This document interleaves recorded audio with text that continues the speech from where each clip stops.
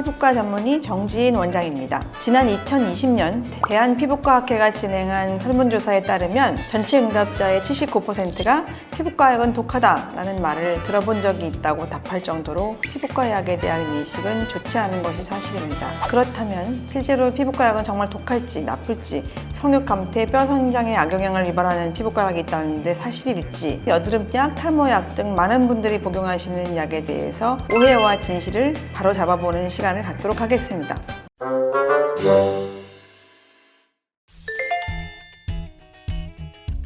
네, 일단은 어린아이에서는 O입니다.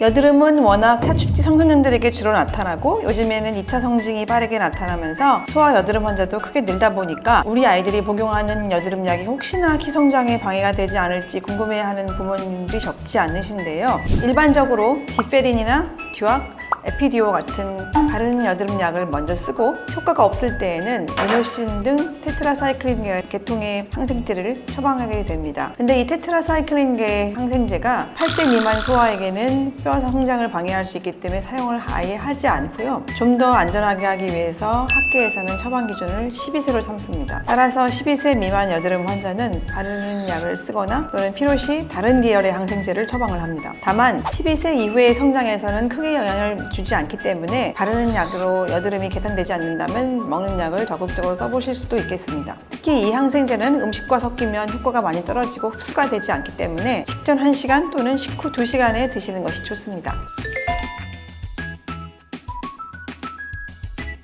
정답은 X입니다. 비타민 A 유도제로서 흔히 피지 조절제라고 알려져 있는 이소트레티노인은 폐하 기형을 유발할 수 있다는 부작용을 갖고 있습니다. 임신 중에는 절대적인 금기 약물로 프레그런스 캐테고리 X로 분류되어 있습니다. 그러면 임신 계획은 이소트레티노인 복용을 중단한 날로부터 세우면 될까요?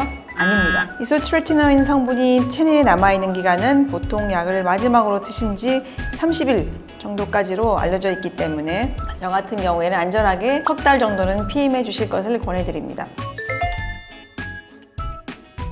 정답은 O입니다. 다만 절대적이지는 않습니다. 남녀를 불문하고 관심이 뜨거운 피부 고민 중에 한 가지가 바로 탈모입니다. 그런데 남성 탈모약을 복용하면 성욕 감퇴를 유발할 수 있다는 이야기를 많이들 들어보셨을 거예요. 이게 남성용 탈모약의 부작용인 것은 맞기는 한데요.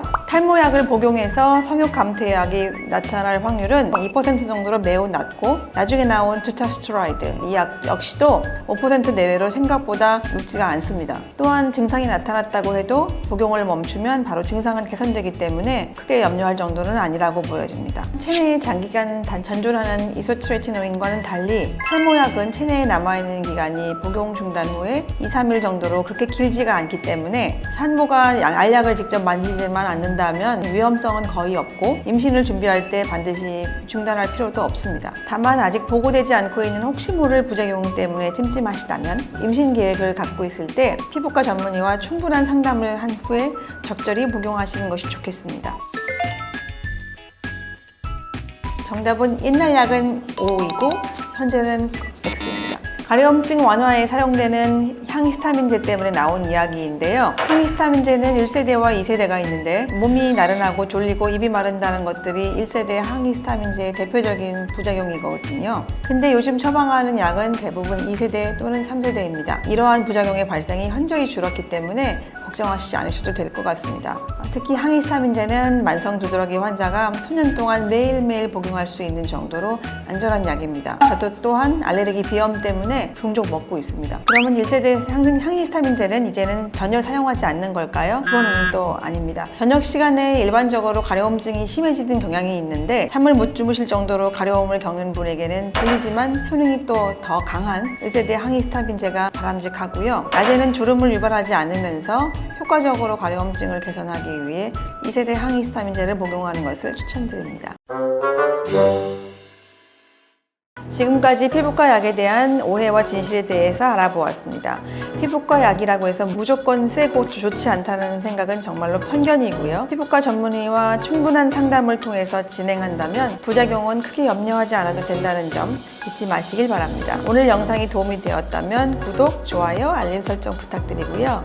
보다 궁금한 점은 아래 댓글이나 연세스타 피부과 카카오톡 채널로 문의 주시기 바랍니다. 지금까지 피부과 전문의 정지인 원장이었습니다. 감사합니다.